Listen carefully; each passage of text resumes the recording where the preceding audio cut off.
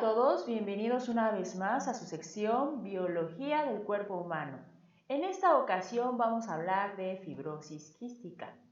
Bueno, resulta que nosotros tenemos unos cromosomas que tienen la información para formarnos, ¿no? Entonces, estos son los cromosomas humanos y uno de ellos proviene de nuestro papá y el otro proviene de nuestra mamá. Entonces, la fibrosis quística es una enfermedad autosómica recesiva. Eso lo que significa es que los dos papás, o el papá y la mamá, los dos progenitores, tienen que tener la enfermedad para que el hijo la presente. Es decir, pues nosotros tenemos dos copias de cromosoma, por ejemplo, este de aquí y este de acá. ¿Para qué tenemos dos? Pues generalmente si uno tiene un fallo, digamos que el fallo estuviera aquí, en el otro no está ese fallo y entonces generalmente se puede compensar, es decir, el cuerpo tomará las instrucciones de este cromosoma que está bien en ese punto. Bueno, pues eso es lo que implica que sea una enfermedad autosómica recesiva. Es decir, que como les expliqué, si uno falla, el otro lo compensa.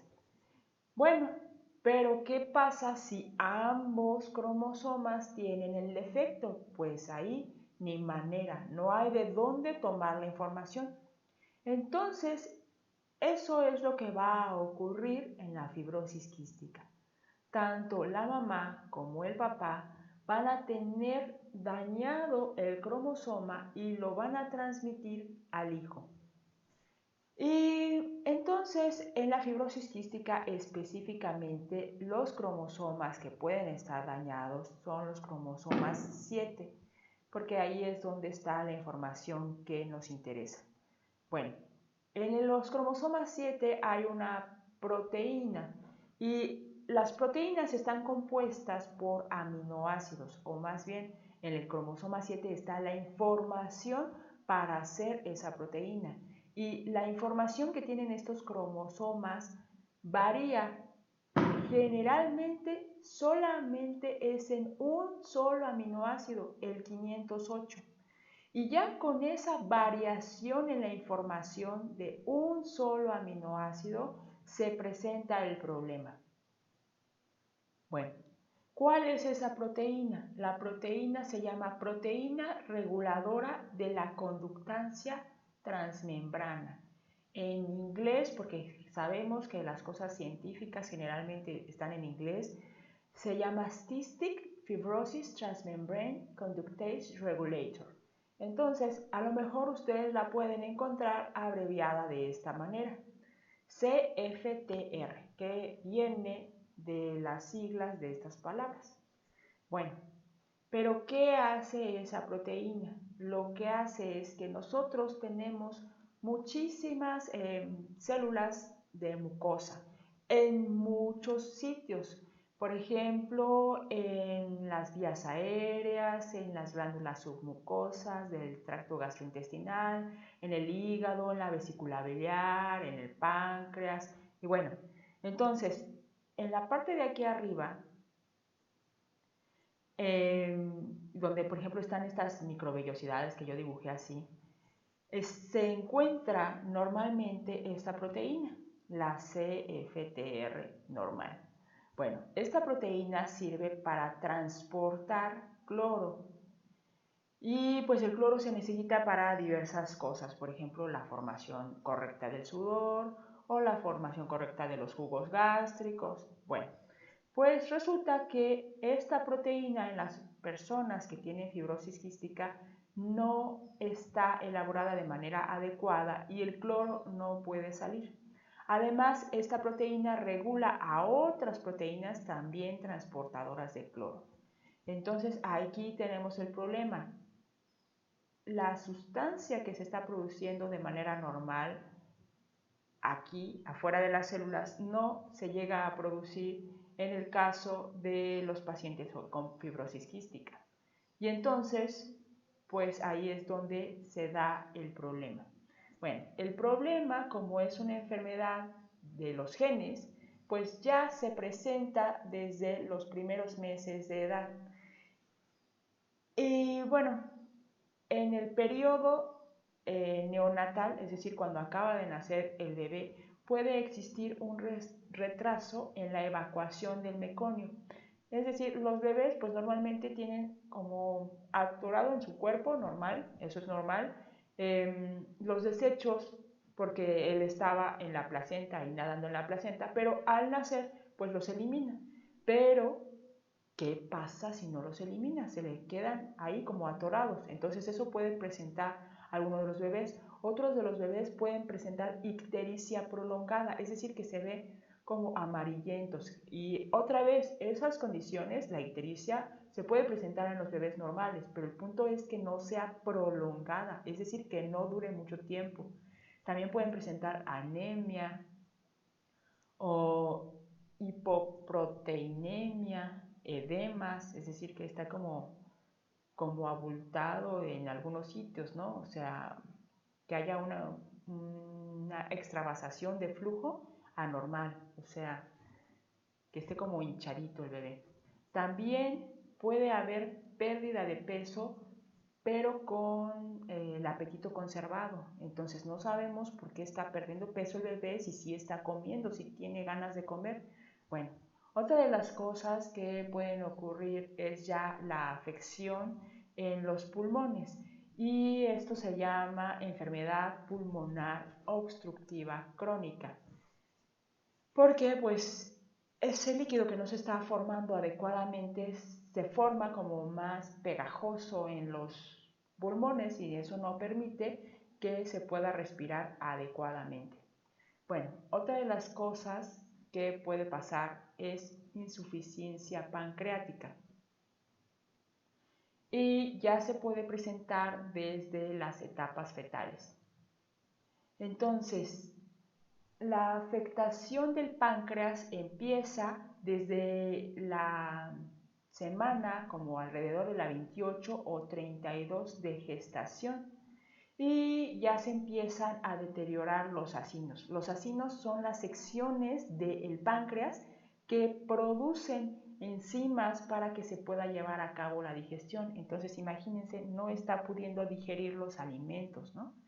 Entonces, esto puede traer como consecuencia que además el tejido se empieza como a dañar, se empieza a poner fibroso y puede haber acumulación de grasa y después van a empezar a desaparecer por completo los conductos del páncreas y después se dará la afectación a los islotes pancreáticos. Esos islotes pues son los que regulan la glucosa en nuestra sangre, ¿no?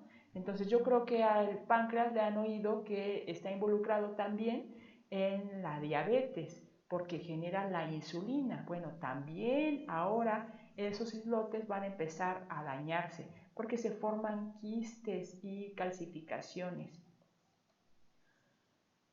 Además, esto trae como consecuencia una mala digestión, dado que el páncreas no está generando esas enzimas porque se está empezando a destruir. Entonces, la mala digestión se presenta principalmente en las grasas y las proteínas. También el jugo gástrico no se está produciendo de manera adecuada porque, como les dije, no se está liberando el cloro, que es indispensable para el ácido clorhídrico que tiene de manera normal nuestro estómago. Otra de las cosas entonces que va a presentar el bebé y con lo que se puede empezar a detectar es diarrea crónica con esteatorrea. ¿Qué es esteatorrea? Pues es que las heces tienen una gran cantidad de lípidos, o sea, de grasas. También se puede presentar creatorrea y esto es presencia de proteínas en la materia fecal. Y esto es porque ni las grasas ni las proteínas las está pudiendo degradar el bebé. Entonces, así como entran, básicamente van a salir, ¿no? Y entonces no se están aprovechando, pero además ese no es el funcionamiento correcto del intestino. Y bueno, vamos a ver, otra cosa que se puede presentar es pancreatitis. La pancreatitis generalmente no se presenta en las personas que tienen insuficiencia pancreática, pero pudiera darse. ¿Cómo se presenta o qué se puede detectar? Pues el dolor abdominal, náuseas y vómito, aumento de la amilasa y la lipasa, como vimos en otros videos. Estos son los marcadores del perfil pancreático, es decir, encontrar estas sustancias elevadas en la sangre nos va a indicar que hay un problema en el páncreas. Y pues ya se han dado varios avances en el tratamiento de la fibrosis quística pulmonar, es decir, antes las personas no podían vivir mucho tiempo con esta enfermedad porque simplemente no podían respirar, un montón de enfermedades los atacaban y morían. Pero afortunadamente ha habido un avance en la medicina en el que las personas ya tienen una esperanza de vida más prolongada. Pero aquí se van a empezar a notar otro tipo de síntomas, por ejemplo, la diabetes, porque si bien se han habido avances en la medicina, no se elimina por completo o no se ha logrado eliminar por completo esta enfermedad. Entonces lo que se hace es que se retrasa la evolución de la enfermedad. Y como les dije, pues también el páncreas está viéndose afectado. Así que poco a poco se va a ir degradando, llegando a los islotes, que son los que regulan la glucosa, y entonces la insulina y el glucagón van a empezar a disminuir en su producción, que son sustancias que se producen en los islotes pancreáticos. Y entonces, pues las personas les va a dar diabetes. Hay que tener cuidado en cómo se administra la insulina, porque es un perfil de medicación diferente a las personas que tienen, por ejemplo, diabetes tipo 1, que es cuando se ataca el sistema inmunológico a nuestro páncreas. Es diferente, ¿no? Ahora, otra de las cosas que se pueden presentar es enfermedad hepática, pero generalmente la enfermedad hepática es silente. Eso quiere decir que casi no se nota. Lo que ocurre con el páncreas, con el hígado, es que empieza a dar como una especie de cirrosis, un hígado graso.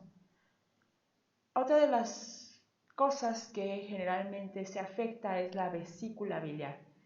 ¿Y cómo se afecta la vesícula biliar? Bueno, empieza a haber una obstrucción de la vesícula y por lo tanto del flujo, porque se empieza a como debilitar los conductos biliares. La proteína se ha encontrado de manera normal en los conductos biliares, esta proteína CFTR, y si está dañada, entonces se empiezan a obstruir los conductos. Además, van a empezar a llegar eosinófilos y entonces estos eosinófilos que pertenecen al sistema inmunológico empiezan a hacer tapones y al crear secreciones espesas. En algunos casos se crea cirrosis biliar, que sería pues la acumulación de la grasa en la bilis también, ¿no? Después, otra de las cosas que se afectan con esta enfermedad son las glándulas sudoríparas. Y esto es porque, como les dije, pues también el cloro participa o está contenido en el sudor y no se está pudiendo liberar adecuadamente. Entonces, lo que ocurre es que en la glándula sudorípara empieza a haber una gran pérdida de sal, de cloruro de sodio, ¿no? Entonces, la sal o el cloruro de sodio es indispensable para la conducción eléctrica, por ejemplo, para que nuestras neuronas funcionen bien. Y neuronas tenemos pues por todo el cuerpo, ¿no? Para que podamos contraer nuestros músculos, etc.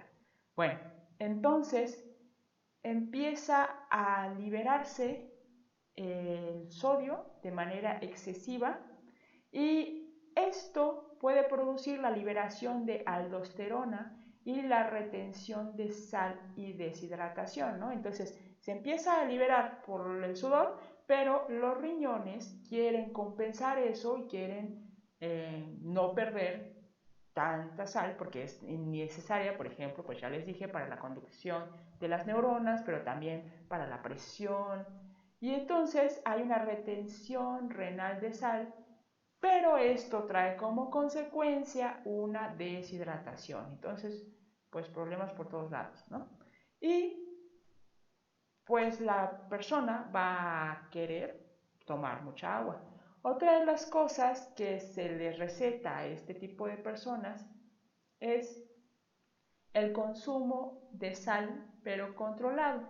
Entonces, se recomienda en algunos pacientes, hay que ver dependiendo de cada caso particular, la ingesta adicional, es decir, extra de 1 a 4 gramos de sal por día, porque pues la está perdiendo en exceso por el sudor. Ahora, ¿cómo se da el diagnóstico? El diagnóstico se da a diferentes niveles porque uno puede tener una enfermedad X en los pulmones, otro puede tener una enfermedad X en el páncreas, por ejemplo. Las personas que tienen diabetes tipo 1, pues ya sabemos, la enfermedad está en el páncreas, pero no significa que por eso va a tener fibrosis quística. Entonces se tienen que juntar los datos de los diferentes órganos para decir en conjunto, pues se tiene la enfermedad fibrosis quística. Y entonces empezamos con la detección de la enfermedad crónica sinopulmonar, es decir, que afecta a los pulmones y a los senos paranasales y bueno. Y generalmente las personas con fibrosis quística van a tener una infección persistente, es decir, que es difícil de eliminar en las vías aéreas. Bueno, si avanza poco a poco, el tejido del pulmón se va a empezar a cicatrizar. También otra de las cosas que se busca es las alteraciones gastrointestinales y nutricionales, incluyendo hilio meconial, es decir, pues que ya les dije, esos desechos se quedan como atrapadas dentro del bebé. También la insuficiencia pancreática, la cirrosis biliar y que se obstaculice el desarrollo. Otra de las cosas que se tienen que ver es si los hermanos han tenido esta enfermedad. Y si los hermanos han tenido esta enfermedad, pues los nuevos bebés van a tener una gran posibilidad de también tener la enfermedad, ¿no? Para esto, pues se lleva a cabo un diagnóstico temprano que se realiza mediante el tamiz neonatal. Y esto es, pues ya sabemos que le toman una gotita de sangre del talón de los bebés con mucho cuidado, con personas especializadas, y lo que se detecta generalmente es aumento de la tripsina. Y esto pues da la pauta para decir que las personas tienen fibrosis quística. Pero a este punto pues ya se tiene la enfermedad, ¿no? El bebé ya tiene la enfermedad. Entonces a lo mejor los padres deciden desde antes, no, pues mejor no vamos a tener hijos propios, a lo mejor vamos a adoptar, o sea, hijos biológicos, a lo mejor vamos a adoptar. ¿Y cómo se puede lograr eso? Pues mediante el diagnóstico o la evaluación del ADN de los progenitores. Entonces, buscamos la secuencia, esta sería como la secuencia del ADN, y se ve si el ADN está correcto, o sea, daría en ese segmento una proteína correcta, o si tiene una alteración. Entonces, generalmente se busca primero en uno de los padres, porque si uno de los padres no tiene ninguna afectación, pues listo, ya está. No pasa nada porque la enfermedad es autosómica recesiva, es decir, que ambos tienen que tener la enfermedad. Pero, ¿qué pasa si uno de los padres dice, oh, pues sí, tengo este defecto en mi ADN? Yo lo sospechaba, no sé, por mi background familiar, no sé, mis antecedentes familiares, yo lo sospechaba. Y sí, tengo este defecto en mi ADN. Pues ahora lo que se va a tener que hacer es buscar en el otro familiar, pues ya sea el padre o la madre, si también tienen este defecto en el ADN. Si ambos lo tienen, entonces pues ya tendrá que decidir si quieren tener hijos biológicos o mejor adoptar. Porque, pues si ambos lo tienen una gran posibilidad de que su hijo obtenga este gen, ¿no? Bueno, y entonces digamos que ya se tiene, ya no se pudo hacer nada en cuanto al diagnóstico previo, ya se tiene que, ¿cuál es el tratamiento? Bueno, el tratamiento va a ser pues el cuidado de los pulmones, ¿no? Pero también otra de las cosas que se deben de cuidar es la digestión, porque las personas pues no van a poder digerir los alimentos ninguno, ¿no?